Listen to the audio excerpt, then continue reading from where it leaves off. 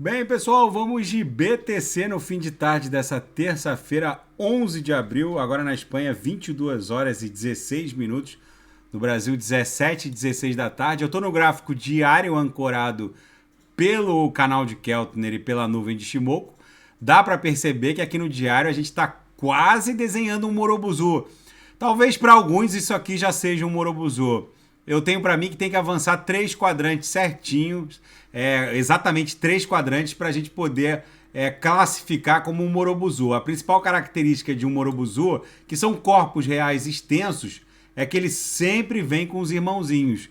Então, falta muito pouco. A gente chegou a bater na máxima de hoje 30.550. O próximo candle é muito provável que já tenha condições de ostentar a característica de um Morobuzu se amanhã a gente romper 30.550. Se bater 30.700 ou mesmo 31 mil, mas se bater 30.700 a gente já cria um Morobuzu, já que no Heikin Nash a abertura e fechamento é ancorada numa média ponderada da abertura e fechamento anteriores. Então é muito provável que a gente desenhe aqui uma sequência de Morobuzus que vai levar a BTC até 32 mil dólares. No 4 horas, a gente está desenhando aqui o início de uma subonda 2, já que eu acho que a gente vai no 4 horas buscar 32 mil dólares em três subondas. Então a gente talvez esteja desenhando. Vou até despoluir aqui para explicar para vocês os estudos que eu estava fazendo no 4. O 4 horas é muito interessante, porque a BTC, quando transita dentro da banda de VWAP aqui no semanal, aqui eu estou no gráfico de 4 horas, onde cada candle desse aqui representa 4 horas. E esse gráfico de 4 horas está trabalhando dentro da banda de VWAP semanal, cuja virada começou agora. Na virada da VWAP semanal. Então tem poucas horas aqui dentro dessa semana que começou. Então essa aqui é a sequência de candles no 4 horas que está se formando dentro dessa semana. O interessante do 4 horas é que a gente nunca fica muito tempo estressando as uppers aqui. A gente sempre volta para essa zona neutra. Pode até agulhar e prestar continência aqui para VWAP, que está em 29.300, mas o fato é que a gente nunca fica muito tempo aqui nesse setor aqui roxo, que são as uppers, que mostra uma brutal sobrecompra, e quando cai também nunca fica muito tempo nessa região esverdeada, que é uma brutal sobrevenda. Então a gente deu lá uma agulhada para a região entre a penúltima e a última upper, e rapidamente a gente volta para a zona neutra. Eu tenho para mim que no 4 horas a gente vai chegar a 32 mil dólares em 3 ondas.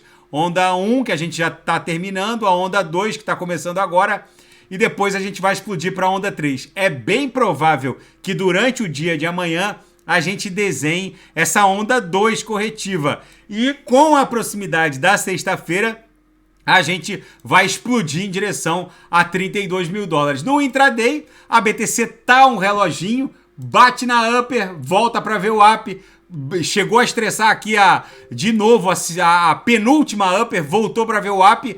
Com essa previsibilidade brutal, todos os sinais fecharam, tanto na sala de sinais quanto no copy trading, com lucro no bolso dos assinantes.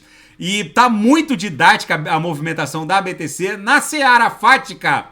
O que vem a seguir para a rede Ethereum, depois da atualização Xangai, que para muitos engenheiros e devs era como se criar uma nova blockchain, porque para quem não sabe, as ETHs que vão ser liberadas com a Xangai são aquelas ETHs, são os Ethers que foram bloqueados na Beacon Chain ainda sob o consenso Proof of Work.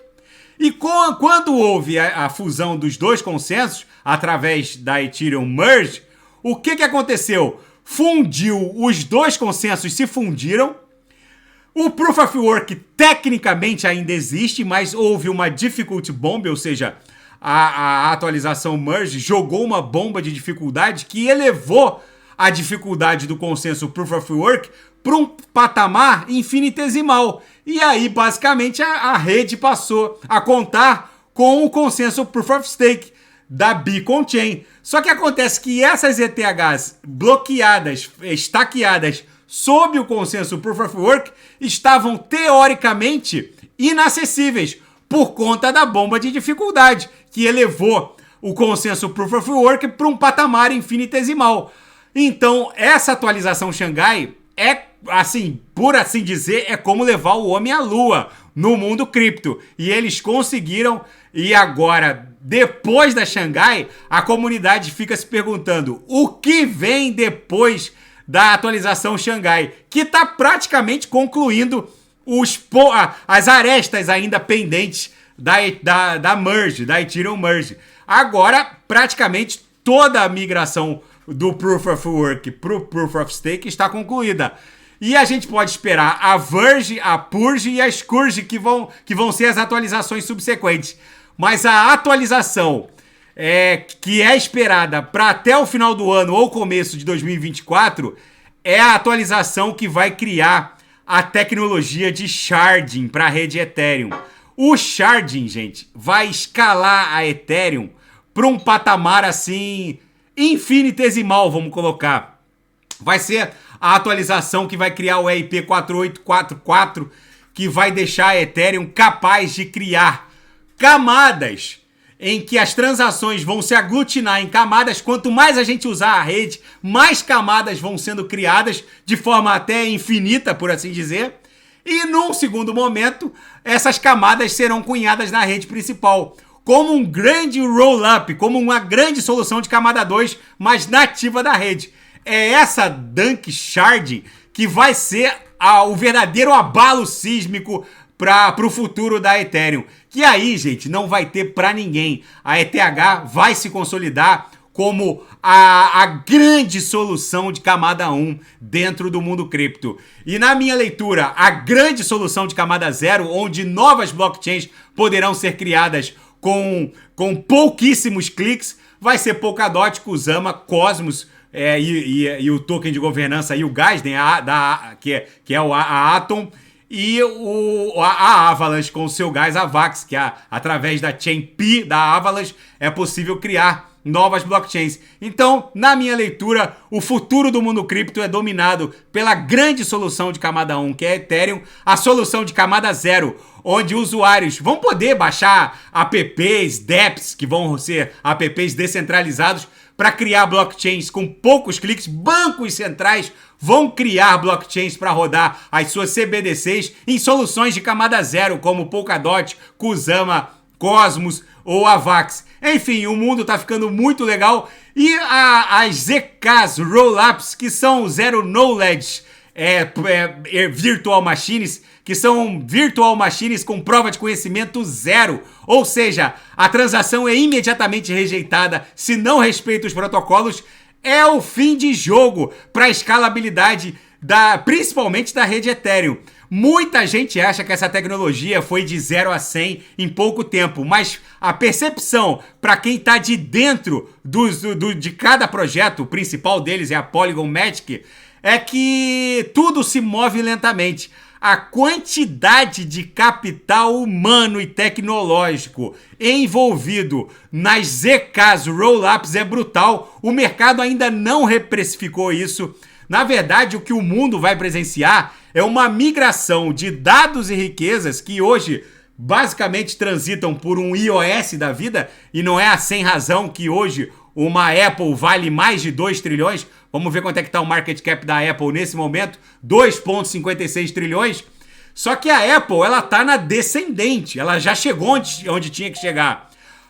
A Apple vale tudo isso porque boa parte dos dados e riquezas hoje transitando nas redes passam pelo iOS. Então, imaginem vocês que tudo que é adquirido através dos apps que a gente baixa aqui no iOS, nos nossos iPhones, por exemplo, 30% de tudo que é consumido dentro dos apps vai direto para o caixa da Apple, porque ela é dona do iOS. Só que dados e riquezas vão deixar de transitar por um iOS da vida que é centralizado e vão transitar a um custo praticamente zerado nos roll-ups.